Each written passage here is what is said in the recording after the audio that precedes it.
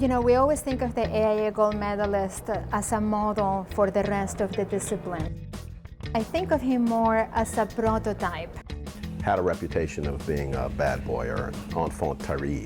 And I think it's because he was unwilling to compromise, that he set this very high standard, and that he was committed to doing only what he truly believed in, that gave him this reputation as a bad boy. I've called Thom a 220-volt personality in a 110-volt world. To design every detail, the same energy that designed the conception, the first sketches, no? And everything must be with a point of quality, never something that has been seen before. You could say adventuresome, but you know, that doesn't begin to cover it. He kicks ass. Oh, just because he's a bloody good architect. I mean, you know, when all the nice words, he's just bloody good at it and gets better at it. You know, it was clear even early in his career that he was driven, that he was the most serious person in the room.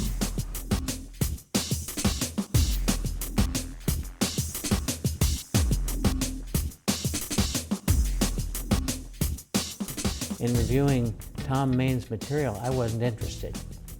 And I said, what is the meaning of the Sun Tower in Korea? Confusion? And he said, no, it's origami. That's the way we started. There is rationale, order, logic behind what he does. Now, you may have to question him on some of those things, but there is also a passion that these buildings are they're like living things.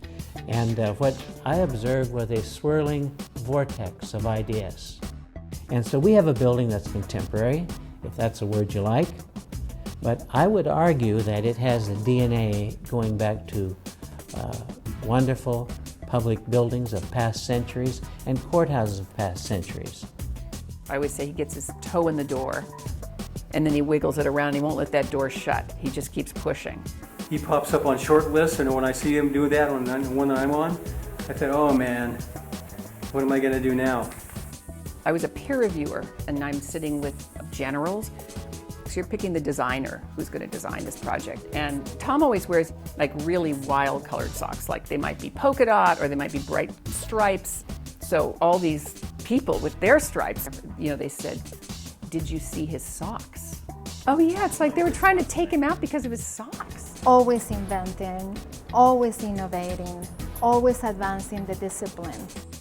Has developed a way to walk on both sides of the aesthetic, poetic, pragmatic line. It is the beginning of the rethinking process of that whole area.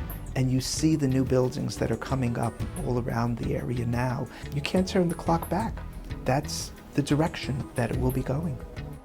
He see the fantastic opportunity that life offers in front of you, never looking back.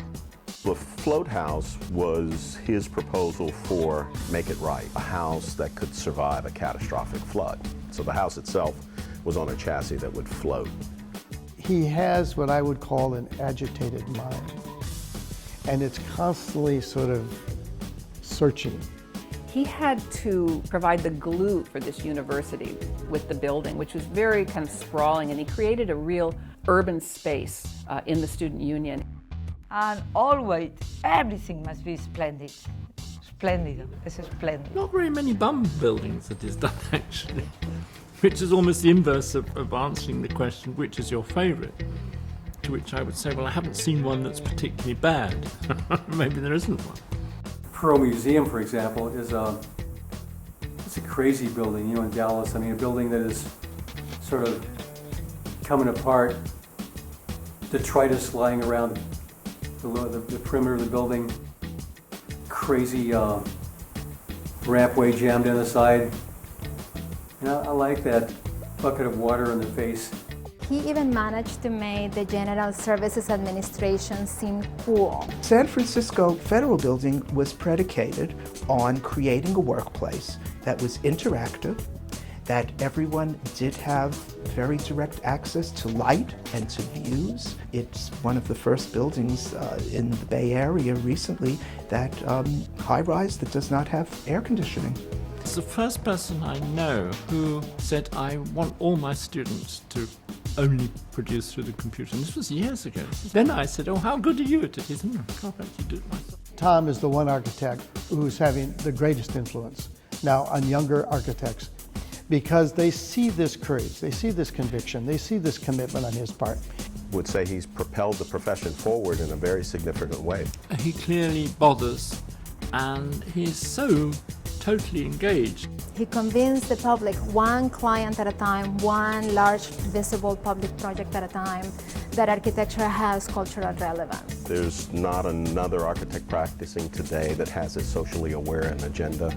Definitely is an advocate for a more ecumenical voice for architects and architecture, and getting into a position to influence a broader discourse. I truly believe that there's a new leadership equation emerging.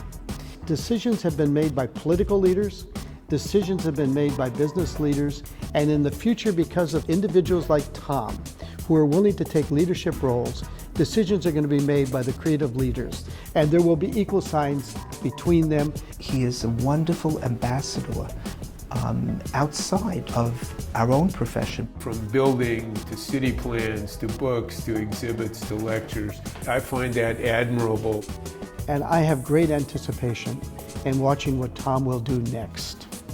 He's out there, and we all appreciate that and understand that that kind of visibility and that kind of outreach is good for everybody, good for architecture.